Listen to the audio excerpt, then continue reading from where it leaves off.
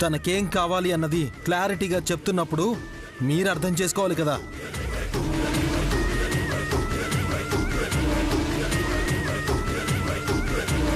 అయినా అప్పుల వాళ్ళకి హామీ మీరే కదా. మీ వాటా మీరు వదులుకుంటే మిగిలింది ఏంటనేది మేం చూసుకుంటాం. రేయ్, అది మన నాన్న జ్ఞాపకం రా. ఆ ఇంటిని వదిలేయడానికే అమ్మ ఎంత అల్లాడిపోయిందో చూసావుగా. అలాంటిది ఆ ఇంటినే. అదో మైసూర్ మహారాజా ప్యాలెస్. అందులో మహారాజైన మా నాన్నగారి జ్ఞాపకాలు. అప్పులు, అప్పుల వాళ్ళ తిట్లు, బాధలు, ఏడుపులు, ఇవి తప్ప ఏమున్నాయి అక్కడ? అసలు అలాంటి జ్ఞాపకాలు ఉంటే ఎంత, పోతే ఎంత? సుబ్బు,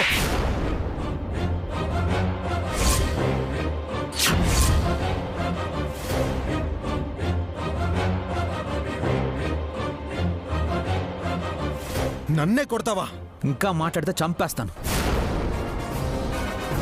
నాన్నగారి గురించి, నాన్నగారి జ్ఞాపకాల గురించి ఎగతాళిగా మాట్లాడంత పెద్దవాడు అయిపోయావా? తన అభిప్రాయం తను చెప్పాడు, అందుకని చేసుకుంటారా? మరి తల్లిదండ్రుల్ని తక్కువ చేసి మాట్లాడితే చూస్తూ ఊరుకుంటారా?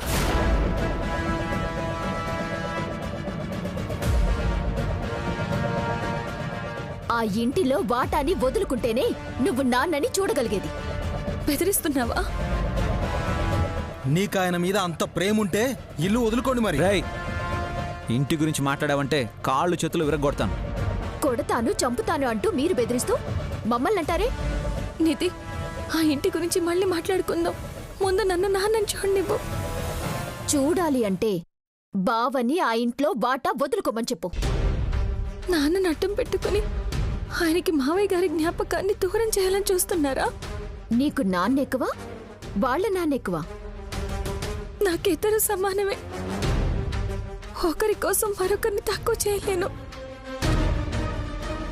అయితే నాన్నని చూడటం కుదరదు. పోయిక నుంచి.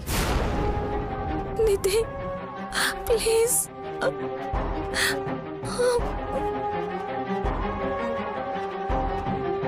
భగ్గున మండుతుంటే ఫైర్ ఇంజిన్ వచ్చినట్టు కష్టపడి వీళ్ళకి గొడవ పెడితే అది పాడు చేయడానికి సమయానికి వస్తున్నాడు. విద్య, ఏంటి ఇక్కడే నిలబడ్డారు? ఏంటి బావా, ఎంతసేపు ఎందుకు వచ్చి?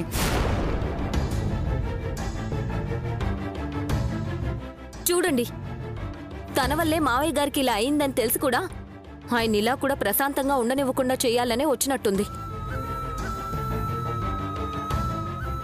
నాన్నని చూడకుండా ఉండలేకపోతున్నాను అన్నయ్య. ఒక్కసారి చూసి వెళ్ళిపోతాను. నువ్వు చూడకూడదని కాదమ్మా, నాన్నగారు నిన్ను చూస్తే ఏమవుతుందనేది ఆ రోజు డాక్టర్ గారు ఏం చెప్పారో నువ్వు కూడా విన్నావు కదా.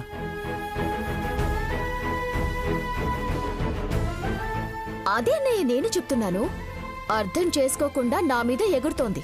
నిధి, బావగారి ముందు ఇలాగైనా మాట్లాడేది? అన్నయ్య, ఆయన ఒక్కసారి చూస్తాను. నాన్న కనిపించను, చాటుగా చూసేసి వెళ్ళిపోతాను. నన్ను నాన్నని చూడండివన్నయ్య.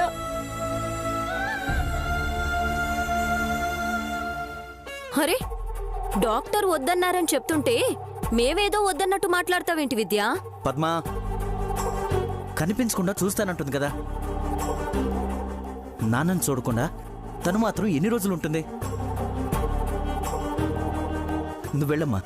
ఏంటండి మీరు చేస్తున్న పని? నాన్నని చూడాలన్నయ్యా అని నా చెల్లెలు ఏడుస్తుంటే వద్దని వెనక్కి పంపించమంటావా? విద్య, నువ్వు వెళ్ళమ్మా. ఈ నొక్కడు చాలు నా ప్లాన్లన్నీ నాశనం చేయడానికి. బావా, నువ్వు కూడా వెళ్ళు బావా.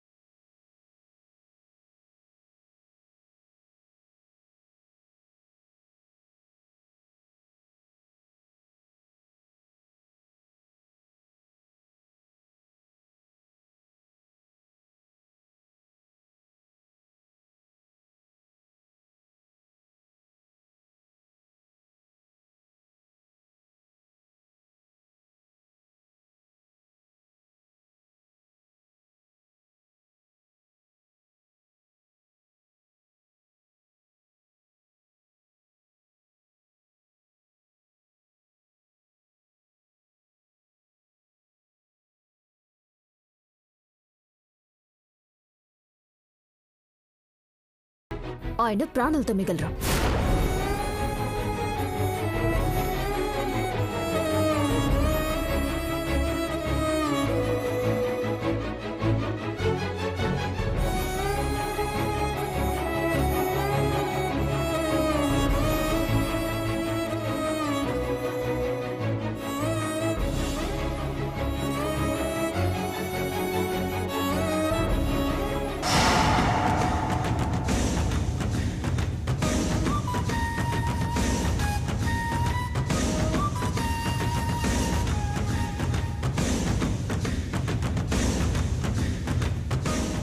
చూసింది చాలు, పద.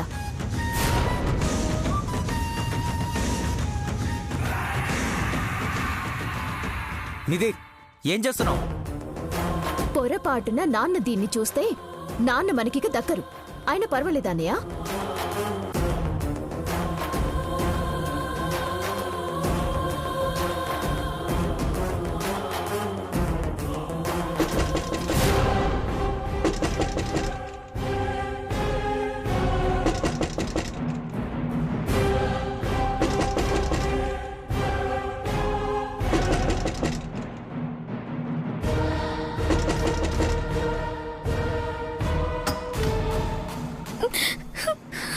ఏంటమ్మా గదిలో ఉన్నావేంటి? ఎందుకు ఏడుస్తున్నావు? అత్తయ్య దగ్గరికి వెళ్తానంటే అమ్మ నన్ను గదిలో వేసి తలుపేసేసింది నాన్న. నువ్వు వెళ్లాల్సిన అవసరం లేకుండా మీ అత్తయ్య వచ్చిందమ్మా. నిజంగానా నాన్న? అక్కడుంచి చూడు.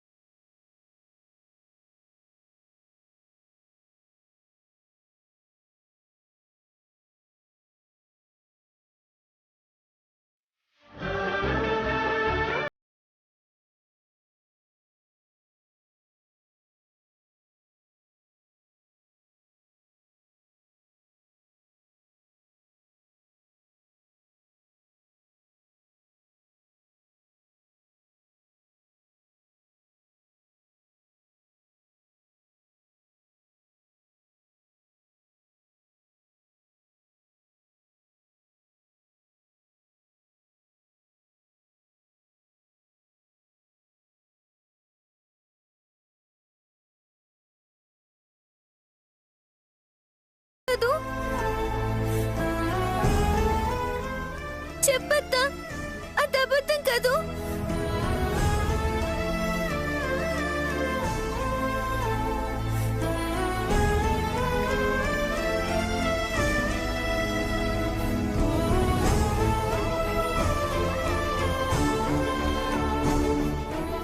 ఏంటత్తా, నాతో మాట్లాడవా? నేను అడిగిన దానికి సమాధానం చెప్పవా? నువ్వు అడిగే ప్రశ్నకి నా దగ్గర సమాధానం లేదమ్మా. ఏంటత్తే వెళ్ళిపోతున్నావు? తాతయ్య చూసావా? మాట్లాడావా? పాపం తాతయ్య, నువ్వు మాట్లాడితే హ్యాపీగా ఫీల్ అవుతాడు. నాకు అదృష్టం లేదమ్మా.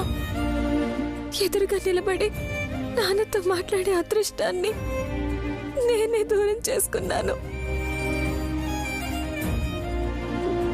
బాధపడకత్తయ్య, నేనున్నాను కదా. నువ్వు తాతయ్యని ఎప్పుడు చూడాలనుకుంటే అప్పుడు నాకు చెప్పు, నేను ఫోన్లో చూపిస్తాను.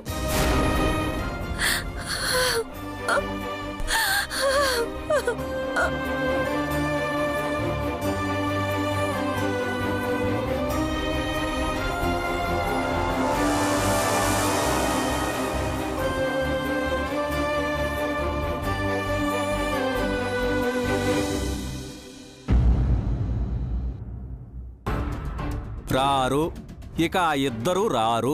జరిగింది చూశాం కదా, ఇంకా వాళ్ళు వస్తారని ఎలా అనుకుంటున్నారు? పాపం గణపతి చాలా మంచివాడు సార్. ఆ అమ్మాయి కూడా చాలా మంచిది. ఆదినారాయణ గారి కూతురుగా దర్జాగా బతికిన అమ్మాయి. భర్త కోసం స్వీపర్ పని చేయడానికి కూడా సిద్ధపడింది. అందుకేగా ఆయన హాస్పిటల్ పాలయ్యాడు. ఇలా జరిగినందుకు మీరు బాధపడుతున్నారా, ఆనందపడుతున్నారా? అర్థం కావట్లేదు మాస్టరు. ప్యూను స్వీపర్ గురించి నేను బాధపడాల్సిన అవసరం లేదు, ఆనందపడాల్సిన అవసరం అంతకన్నా లేదు.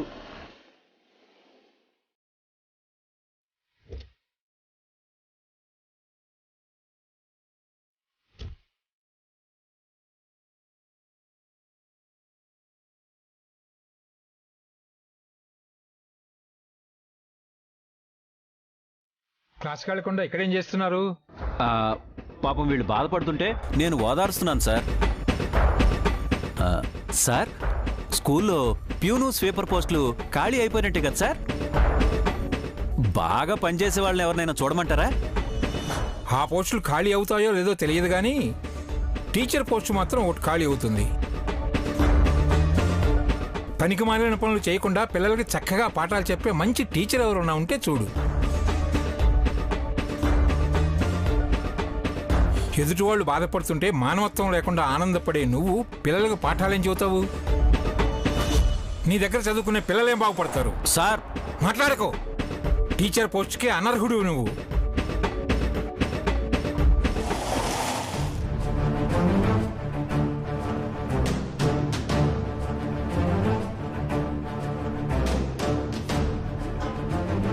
మీరు కోరుకున్నట్లే ఏ పోస్టులు ఖాళీ అయ్యేలా లేవులేండి. మీరు కూడా క్లాసులకు వెళ్ళండి అమ్మా. ఓకే సరే సార్.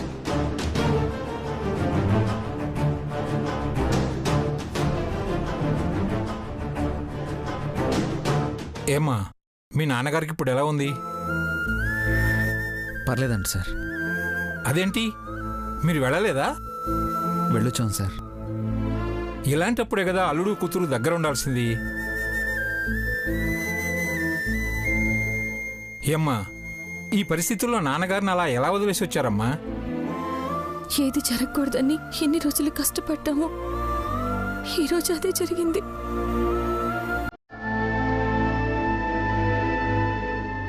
ఇంకా ఏం మొహం పెట్టుకుని అక్కడ ఉండమంటారు? అందుకే వచ్చేసాం.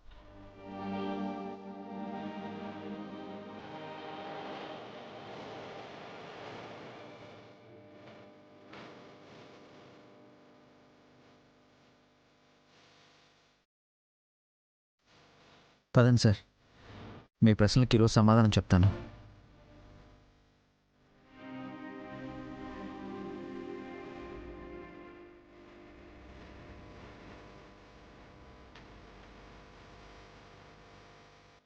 దేవుడికి కూడా న్యాయం లేదు. మంచి వాళ్ళ మనసులతోనే ఆడుకుంటాడు. ఈ పరిస్థితుల్లో వీడు ఏం చదివాడు ఏమో.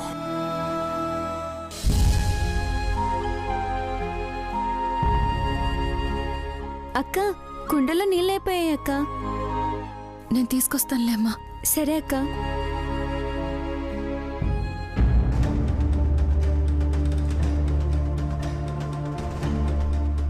ఇప్పుడు నేను అడిగే ప్రశ్నలకి సమాధానం చెప్పాలి. అలాగే సార్.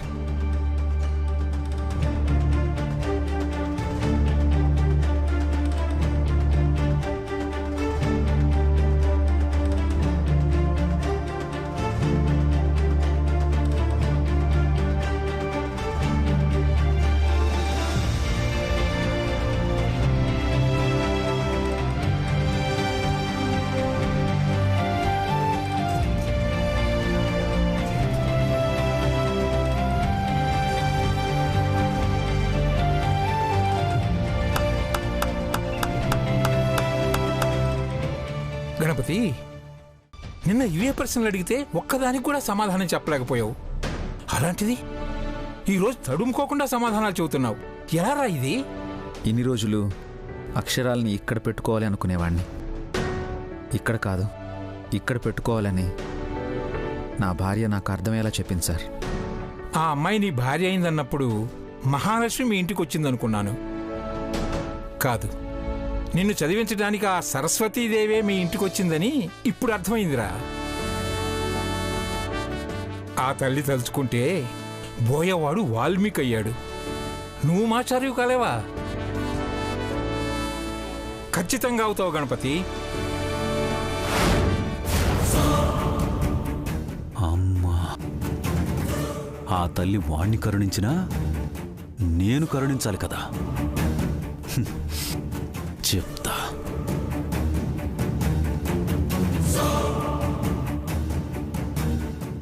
హలో, నేను ఆ మధ్య మా ప్యూన్ గణపతి గాడి బాబాయ్ వాళ్ళ నెంబర్ కావాలని చెప్పాను, గుర్తుందా?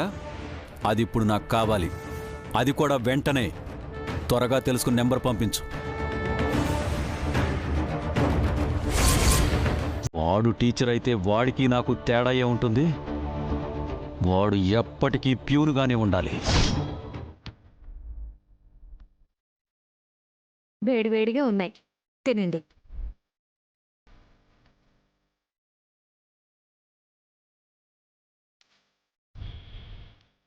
చిన్నప్పుడు మా అమ్మ చెప్పేది, బజ్జీలు తీయగానే ప్లేట్లో పడాలి, వెంటనే నోట్లో పడాలి అని.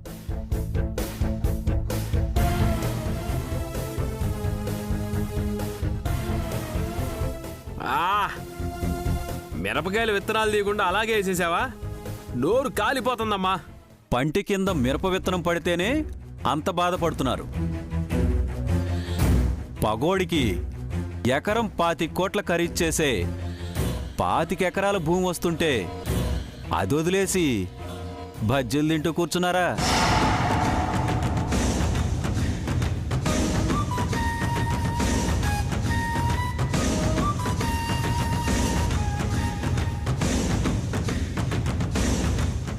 ఎవరయ్యా నువ్వు? పగోడు అంటున్నావు, 25 ఎకరాలు అంటున్నావు.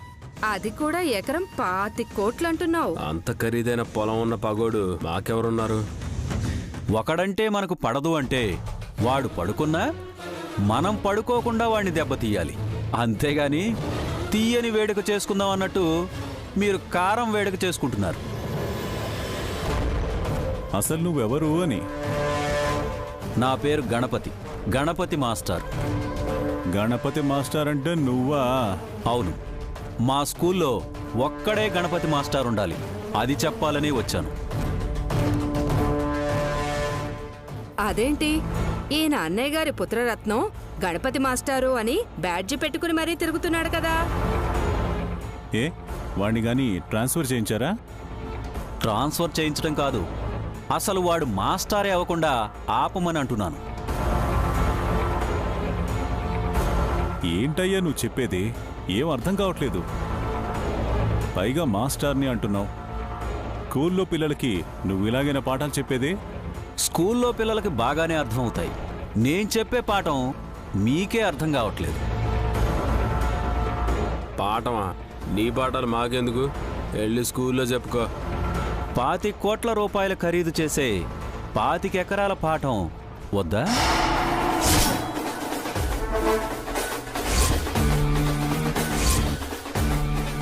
మాస్టార్ని అని చెప్పుకుంటున్న ప్యూన్ గణపతి గాడి పాఠం వద్దా?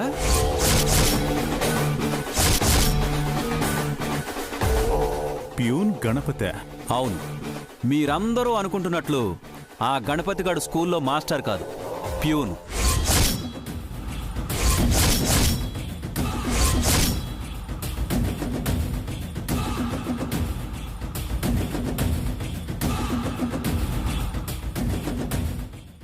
ఎవరి గురించి మీరు చెప్పేది? ఈయన అన్నగారి శంకరం మాస్టారి కొడుకు గారి గురించే చెప్తున్నాను.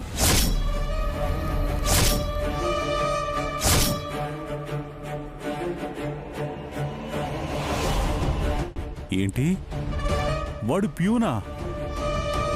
మరి ఆ ఆదినారాయణ?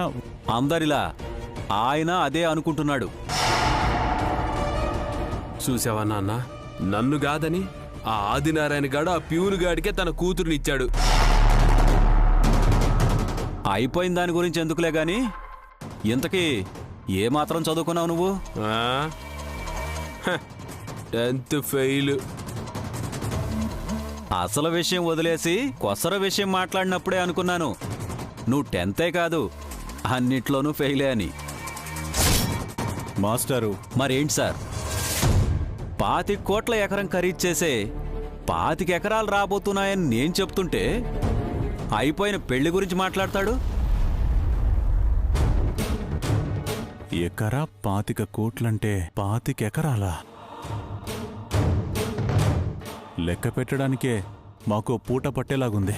625 కోట్లు. అన్ని కోట్ల?